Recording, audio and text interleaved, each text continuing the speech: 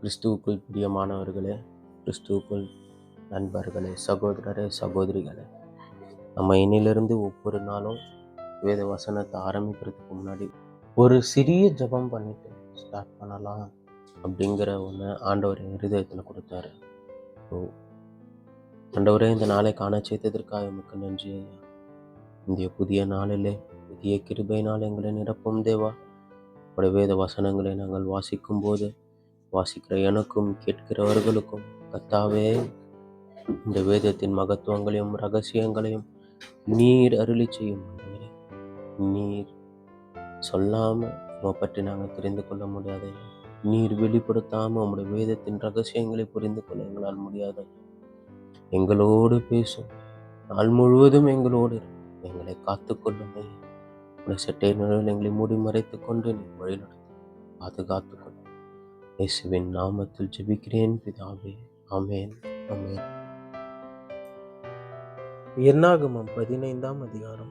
கர்த்தர் மோசேயை நோக்கி, நீ இஸ்ரவேல் புத்திரரோடு சொல்ல வேண்டியது என்னவென்றால், நீங்கள் குடியிருக்கும்படி நான் உங்களுக்கு கொடுக்கும் தேசத்தில் நீங்கள் போய் சேர்ந்த பின்பு விசேஷித்த பொருத்தனையாயாவது, உற்சாக பலியாயாவது, உங்கள் பண்டிகையில் செலுத்தும் பலியாயாவது, கர்த்தருக்கு மாடுகளில் ஆகிலும் சர்வாங்க தகன பலியாயாவது, மற்ற யாதொரு பலியாயாவது, கர்த்தருக்கு சுகந்த வாசனை அனந்தகனமாக பலியிடும்போது தன் படைப்பை கர்த்தருக்கு செலுத்துகிறவன் சர்வாங்க தகன பலிக்காகிலும் மற்ற பலிக்காகிலும் ஒரு ஆட்டுக்குட்டியுடனே ஒரு மரக்காலில் 10 ஒரு பங்கும் கார்படி எண்ணெயிலே பிசைந்ததுமான மெல்லிய மாவின் போஜன பலியை செலுத்த கடவுள்.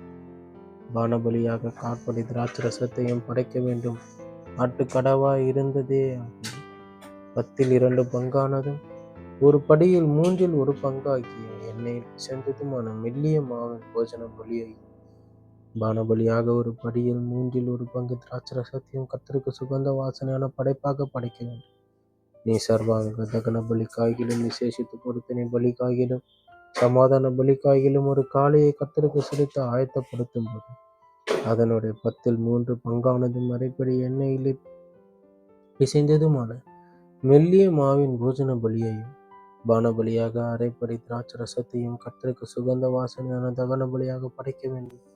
இந்த பிரகாரமாகவே ஒவ்வொரு மாட்டுக்காகிலும் ஆட்டுக்கடாவுக்காகிலும் செம்மறி ஆட்டுக்குட்டிக்காகிலும் வெள்ளாட்டுக்குட்டிக்காகிலும் செய்து படைக்க வேண்டும். நீங்கள் படைக்கிறவைகளின் லக்கத்திற்கு தக்கதாய் ஒவ்வொன்றிற்காகவும் இந்த பிரகாரம் செய்ய வேண்டும். சுதேசத்தில் பிறந்தவர்கள் யாவரும் கர்த்தருக்கு சுகந்த வாசனையான தகன பலியை செலுத்தும் போது இவ்விதமாகவே செய்ய வேண்டும். உங்களிடத்தில் தங்கியிருக்கிற அந்நியனாவது, உங்கள் நடுவில் உங்கள் தலைமுறை தோறும் குடியிருக்கிறவனாவது கர்த்தருக்கு சுகந்த வாசனையான தகன பலி செலுத்த வேண்டுமானால் நீங்கள் செய்கிறபடியே அவனும் செய்ய வேண்டும். சபையாராகிய உங்களுக்கும் உங்களிடத்தில் தங்குகிற அந்நியனுக்கும் ஒரே பிரமாணம் இருக்க வேண்டும் என்பது உங்கள் தலைமுறைகளில் நித்திய கட்டளையாய் இருக்க கடவுள். கர்த்தருக்கு முன்பாக அந்நியனும் உங்களைப் போலவே இருக்க வேண்டும்.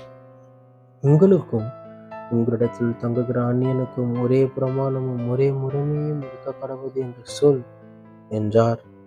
பின்னும் கர்த்தர் மோசேயை நோக்கி, நீ இஸ்ரவேல் புத்திரரோடு சொல்ல வேண்டியது என்னவென்றால், நான் உங்களை அழைத்து கொண்டு போகிற தேசத்தில் நீங்கள் சேர்ந்து தேசத்தின் ஆகாரத்தை புசிக்கும் போது கர்த்தருக்கு ஏறெடுத்து படைக்கும் காணிக்கையை செலுத்த கடவீர்கள். உங்கள் பிசைந்த மாவினால் செய்த முதற் பலனாகிய அதிரசத்தை ஏறெடுத்து படைப்பீர்களா? போரடிக்கிற களத்தின் படைப்பை ஏறெடுத்து படைக்கிறது போல அதையும் ஏறெடுத்து படைக்க வேண்டும். இப்படி உங்கள் தலைமுறை தோறும் உங்கள் பிசைந்த மாவின் முதற் பலனிலை கர்த்தருக்கு படைப்பை ஏறெடுத்து படைக்க கடவீர்கள்.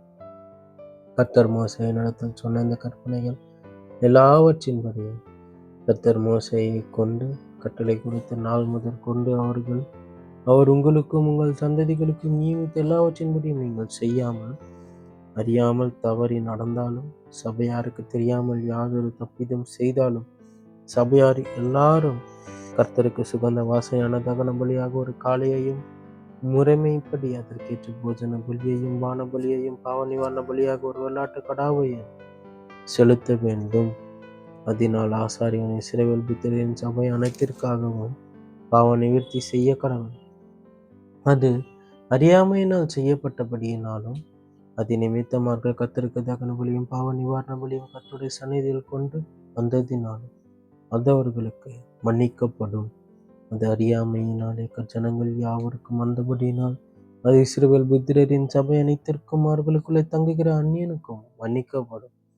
ஒருவன் அறியாமையினால் பாவம் செய்தானாகில் ஒரு வயதான வெள்ளாட்டை பாவ நிவாரண பலியாக செலுத்த கடவன். அப்பொழுது அறியாமையினால் பாவம் செய்தவனுக்காக ஆசாரியன் பாவ நிவர்த்தி செய்யும் கர்த்தருடைய சந்நிதியில் பாவ நிவர்த்தி செய்ய கடவன். அப்பொழுது அவனுக்கு மன்னிக்கப்படும்.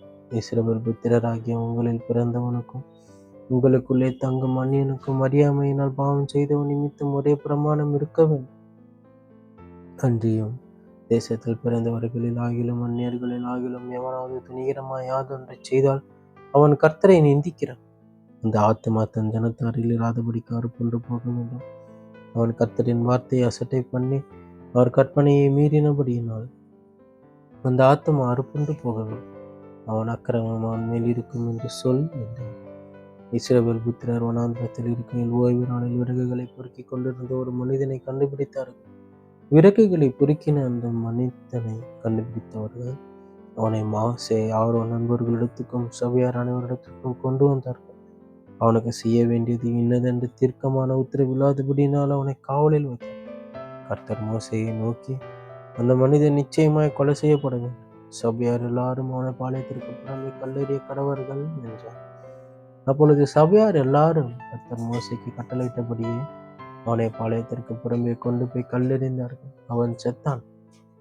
பின்னும் கர்த்தர் மோசேயை நோக்கி, நீ இஸ்ரவேல் புத்திரரிடத்தில் பேசி அவர்கள் தங்கள் தலைமுறை தூரம் தங்கள் வஸ்திரங்களின் ஓரங்களில் தொங்கல்களை உண்டாக்கி ஓரத்தின் தொங்கலில் இளநில நாடாவை கட்ட வேண்டும் என்று அவர்களுக்கு சொல். நீங்கள் பின்பற்றி சோரம் போகிற உங்கள் இருதயத்துக்கும் உங்கள் கண்களுக்கும் ஏற்க நடவாமல் அதை பார்த்து கர்த்தரின் கற்பனைகளின் நாம் நினைத்தவைகளின்படி செய்யும்படி அது உங்களுக்கு தொங்கலாயிருக்கும். நீங்கள் என் கற்பனைகளை நாம் நினைத்து அவைகளின்படியே செய்து உங்கள் தேவனுக்கு பரிசுத்தராயிருக்கும்படி அதை பார்ப்பீர்களாக.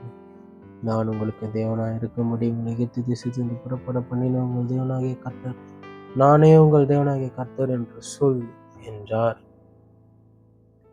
என்னாகமம் 16ஆம் அதிகாரம்.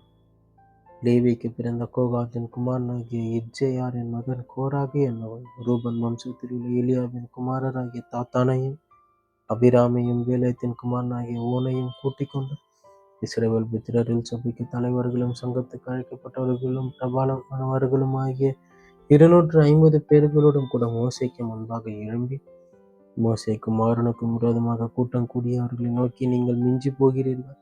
சபையார் எல்லாரும் பரிசுத்தமானவர்கள். கர்த்தர் அவர்கள் நடுவில் இருக்கிறார்கள். இப்படி இருக்க கர்த்தருடைய சபைக்கு மேலாக உங்களை ஏன் உயர்த்துகிறீர்கள் என்றார்கள். மோசே அதை கேட்டபோது முகம் குப்புற விழுந்தான். பின்பு அவன் கோராகியும் அவனுடைய எல்லா கூட்டத்தையும் நோக்கி, நாளைக்கு கர்த்தர் தம்முடையவன் இன்னான் என்றும் தம் அண்டையில் சேர தாம் கட்டளையிட்ட பரிசுத்தவன் இன்னான் என்றும் காண்பிப்பார். இப்பொழுது அவனை தெரிந்து கொள்வாரோ அவனை தம்மிடத்தில் சேர கட்டளையிடுவார். ஒன்று செய்யுங்கள், கோராகின் கூட்டத்தார்களே, நீங்கள் எல்லாரும் தூப கலசங்களை எடுத்துக்கொண்டு நாளைக்கு அவைகளில் அக்கினி போட்டு கர்த்தருடைய சந்நிதியில் தூபவர்க்கம் இடுங்கள். அப்பொழுது கர்த்தர் அவனை தெரிந்து கொள்வார், அவன் பரிசுத்தவானாக இருப்பான். லேவியின் புத்திரராகிய நீங்களே மிஞ்சி போகிறீர்கள் என்றான். பின்னும் மோசே கோராகை நோக்கி, லேவியின் புத்திரரை கேளுங்கள். கர்த்தருடைய வாசஸ்தலத்தின் பணிவிடைகளை செய்யவும் சபையாரின் முன்னின்று அவர்கள் செய்ய வேண்டிய வேலைகளை செய்யவும் உங்களை தம் அண்டையில் சேர பண்ணும்படி இஸ்ரவேலின் தேவன் இஸ்ரவேல் சபையாரில் என்று உங்களை பிரித்தெடுத்ததும் அவர் உன்னையும் உன்னோட கூட லேவியின் புத்திரராகிய உன்னுடைய எல்லா சகோதரரையும் சேர பண்ணினதும் உங்களுக்கு அற்ப காரியமும். இப்பொழுது ஆசாரிய பட்டத்தையும் தேடுகிறீர்களோ? இதற்காக நீயும் உன் கூட்டத்தார் அனைவரும் கர்த்தருக்கு விரோதமாகவே கூட்டம் கூடினீர்கள். ஆரோனுக்கு விரோதமாக நீங்கள் முறுமுறுக்கிறீர்கள். அவன் எம்மாத்திரம் என்றான். பின்பு மோசே எலியாவின் குமாரனாகிய தாத்தானையும் அபிராமையும் அழைத்து அனுப்பினான். அவர்கள், நாங்கள் வருகிறதில்லை. இந்த வனாந்திரத்தில் எங்களை கொன்று போடும்படி பாலும் தினம் முடுகிற தேசத்திலிருந்து எங்களை கொண்டு வந்தது அற்ப காரியமா? நீங்கள் மேல் துரைத்தனமும் பண்ண பார்க்கிறாயோ? மேலும் நீ எங்களை பாலும் தேனும் மூடுகிற தேசத்துக்கு கொண்டு வந்ததும் இல்லை. எங்களுக்கு வயல்களையும் திராட்சை தோட்டங்களையும் சுதந்திரமாக கொடுத்ததும் இல்லை. இந்த மனிதருடைய கண்களை பிடுங்க பார்க்கிறாய், நாங்கள் வருகிறதில்லை என்றார். அப்பொழுது மோசேக்கு கடும் கோபம் உண்டது. அவன் கர்த்தரை நோக்கி, அவர்கள் செலுத்தும் காணிக்கையை அங்கீகரியாதிருப்பீராக. நான் அவர்களிடத்தில் ஒரு கழுதையை முதலாக எடுத்துக்கொள்ளவில்லை. அவர்களில் ஒருவனுக்கும் யாதொரு பொல்லாப்பு செய்யவும் இல்லை என்றார்.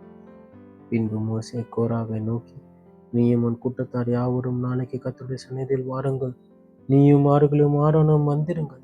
உங்களில் ஒவ்வொருவரும் தங்கள் தங்கள் தூப கலசங்களை எடுத்து அவைகளில் தூபவர்க்கத்தை போட்டு தங்கள் தங்கள் தூப கலசங்களாகிய 250 தூப கலசங்களையும் கர்த்தருடைய சந்நிதியில் கொண்டு வர வேண்டும். நீயும் ஆரோனும் தன் தன் தூப கலசத்தை கொண்டு வாருங்கள் என்று. அப்படியே அவரவர் தங்கள் தங்கள் தூப கலசங்களை எடுத்து அவைகளை அக்கினியும் தூபவர்க்கத்தையும் போட்டு ஆசரிப்பு கூடார வாசலுக்கு முன்பாக வந்து நின்றார்கள். மோசேயும் ஆரோனும் அங்கே நின்றார்கள். அவர்களுக்கு விரோதமாக கோராக சபையெல்லாம் ஆசரிப்பு கூடார வாசலுக்கு முன்பாக கூடி வரும்படி செய்தான். அப்பொழுது கர்த்தருடைய மகிமை சபைக்கெல்லாம் காணப்பட்டது. கர்த்தர் மோசேயோடும் ஆரோனோடும் பேசி, இந்த சபையை விட்டு பிரிந்து போங்கள், ஒரு நிமிஷத்திலே அவர்களை அதமாக்குவேன் என்றார். அப்பொழுது அவர்கள் முகம் குப்புற விழுந்து, தேவனே, மாம்சமான யாருடைய ஆவிகளுக்கும் தேவனே, ஒரு மனிதன் பாவம் செய்திருக்க சபையார் எல்லாருமேலும் கடும் கோபம் கொள்கிறோம் என்றார். அப்பொழுது கர்த்தர் மோசேயை நோக்கி, கோராக, தாத்தானா, அபிராம் என்பவருடைய வாசஸ்தலத்தை விட்டு விலகி போங்கள் என்று சபையாருக்கு சொல் என்றார். உடனே மோசே எழுந்திருந்து தாத்தானா, அபிராம் என்பவர்களிடத்தில் போனான். இஸ்ரவேல் மூப்பரும் அவனை பின் சென்று போனார்கள். அவன் சபையாரை நோக்கி, இந்த துஷ்ட மனிதரின் சகல பாவங்களிலும் நீங்கள் வாரிக்கொள்ளாதபடிக்கு அவர்கள் கூடாரங்களை விட்டு விலகி அவர்கள் கொண்டானவைகளில் ஒன்றையும் தொடாதிருங்கள் என்றார். அப்படியே அவர்கள் கோராக, தாத்தானா, அபிராம் என்பவர்களுடைய வாசஸ்தலத்தை விட்டு விலகி போனார்கள். தாத்தானும் அபிராமும் வெளியே வந்து தங்கள் பஞ்சாதிகள் பிள்ளைகள் குழந்தைகளுடன் தங்கள் கூடார வாசலில் நின்றார்கள். அப்பொழுது மோசே, இந்த கிரியைகளை எல்லாம் செய்கிறதற்கு கர்த்தர் என்னை அனுப்பினார் என்றும் அவைகளை நான் என் மனதின்படியே செய்யவில்லை என்றும் நீங்கள் எதனாலே அறிவீர்கள் என்றார். சகல மனிதரும் சாகிறபடி இவர்களும் செத்து சகல மனிதருக்கும் நேரிடுகிறது போல இவர்களுக்கும் நேரிட்டால் கர்த்தரை அனுப்பவில்லை என்று அறிவீர்கள். கர்த்தர் ஒரு புதிய காரியத்தை நேரிட செய்வதால் பூமி தன் வாயை திறந்து இவர்கள் உயிரோடு பாதாளத்தில் இறங்கத்தக்கதா இவர்களையும் இவர்களுக்கு உண்டான யாவையும் விழுங்கி போட்டதே. ஆனால் இந்த மனிதர் கர்த்தரை அவமதித்தார்கள் என்பதை அறிந்து கொள்வீர்கள் என்றார். அவன் இந்த வார்த்தைகளை எல்லாம் சொல்லி முடித்த உடனே அவர்கள் நின்றிருந்த நிலம் பிளந்தது. பூமி தன் வாயை திறந்து அவர்களையும் அவர்கள் வீடுகளையும் கோராகருடைய எல்லா மனிதரையும் அவர்களுடைய உண்டான சகல பொருட்களையும் விழுங்கி போட்டது. அவர்கள் தங்களுக்கு உண்டானவை எல்லாவற்றோடும் உயிரோடு பாதாளத்தில் இறங்கினார்கள். பூமி அவர்களை மூடிக்கொண்டது. அப்படி சபையின் நடுவில் இருந்து அழிந்து போனார்கள். அவர்களை சுற்றிலும் இருந்த இஸ்ரவேலர் யாவரும் அவர்கள் கூக்குரலை கேட்டு பூமி நம்மையும் விழுங்கி போடும் என்று சொல்லி ஓடினார்கள். அக்கினி கர்த்தருடைய சந்நிதியிலிருந்து புறப்பட்டு தூபம் காட்டின 250 பேரையும் பட்சித்து போட்டது. பின்பு கர்த்தர் மோசேயை நோக்கி, அக்கினிக்குள் அகப்பட்ட தூப கலசங்களை எடுத்து அவைகளில் இருக்கிற அக்கினியை அப்பாலை கொட்டி போடும்படி ஆசாரியனாகிய ஆரோனின் குமாரர் எலியாசாருக்கு சொல். அந்த தூப கலசங்கள் பரிசுத்தமாயின. தங்கள் ஆத்துமாக்களுக்கே கேடு உண்டாக்கின அந்த பாவிகளின் தூப கலசங்களை பலிபீடத்தை மூடத்தக்க தட்டையான தகடுகளை அடிக்க கடவர்கள். அவர்கள் கர்த்தருடைய சந்நிதியில் அவைகளை கொண்டு வந்ததினால் அவைகள் பரிசுத்தமாயின. அவைகள் இஸ்ரவேல் புத்திரருக்கு ஒரு அடையாளமாயிருக்கும் என்றார். அப்படியே ஆசாரியனாகிய எலியாசார் சுட்டரிக்கப்பட்டவர்கள் கொண்டு வந்திருந்த எண்கள தூப கலசங்களை எடுத்து ஆரோனின் புத்திரராய் இராத அந்நியன் ஒருவனும் கர்த்தருடைய சந்நிதியில் தூபம் காட்ட வராதபடி கோராகை போலும் உன் கூட்டத்தாரை போலும் இராதபடிக்கும் இஸ்ரவேல் புத்திரருக்கு ஞாபகக்குறியா இருக்கும் பொருட்டு கர்த்தர் மோசேயை கொண்டு தனக்கு சொன்னபடி அவைகளை பலிபீடத்தின் மூலம் தகடுகளாக அடிப்பித்தான். மறுநாளில் இஸ்ரவேல் புத்திரரின் சபையார் எல்லாரும் மோசேக்கும் ஆரோனுக்கும் விரோதமாக முறுமுறுத்து, நீங்கள் கர்த்தரின் ஜனங்களை கொன்று போட்டீர்கள் என்றார். சபையார் மோசேக்கும் ஆரோனுக்கும் விரோதமாக கூடிய ஆசரிப்பு கூடாரத்திற்கு நீரை பார்க்கிற போது மேகம் அதை மூடினது. கர்த்தரின் மகிமை காணப்பட்டது. மோசேயும் ஆரோனும் ஆசரிப்பு கூடாரத்துக்கு முன்பாக வந்தார்கள். அப்பொழுது கர்த்தர் மோசேயை நோக்கி, இந்த சபையாரை விட்டு விலகி போங்கள், ஒரு நிமிஷத்தில் அவர்களை அதமாக்குவேன் என்றார். அவர்கள் முகம் குப்புற விழுந்தார்கள். மோசே ஆரோனை நோக்கி, நீ தூப கலசத்தை எடுத்து பலிபீடத்தில் இருக்கிற அக்கினியில் அதில் போட்டு அதில் மேல் தூபவர்க்கம் இட்டு சீக்கிரமாக சபையாரிடத்தில் போய் அவர்களுக்காக பாவநிவிர்த்தி செய். கர்த்தருடைய சந்நிதியிலிருந்து கடும் கோபம் புறப்பட்டது, வாதை தொடங்கிற்று என்றார். மோசே சொன்னபடி ஆரோன் அதை எடுத்துக்கொண்டு சபையின் நடுவில் ஓடினான். ஜனங்களுக்குள்ளே வாதை தொடங்கியிருந்தது. அவன் தூபவர்க்கம் போட்டு ஜனங்களுக்காக பாவநிவிர்த்தி செய்து செத்தவர்களுக்கும் உயிரோடு இருந்தவர்களுக்கும் நடுவே நின்றான். அப்பொழுது வாதை நிறுத்தப்பட்டது. கோராகின் காரியத்தை நிமித்தம் செத்தவர்கள் தவிர அந்த வாதையினால் செத்து போனவர்கள் 14,700 பேர். வாதை நிறுத்தப்பட்டது. அப்பொழுது ஆரோன் ஆசரிப்பு கூடார வாசலுக்கு மோசேயினிடத்தில் திரும்பி வந்தான் என்பதே. ஆமேன், ஆமேன்.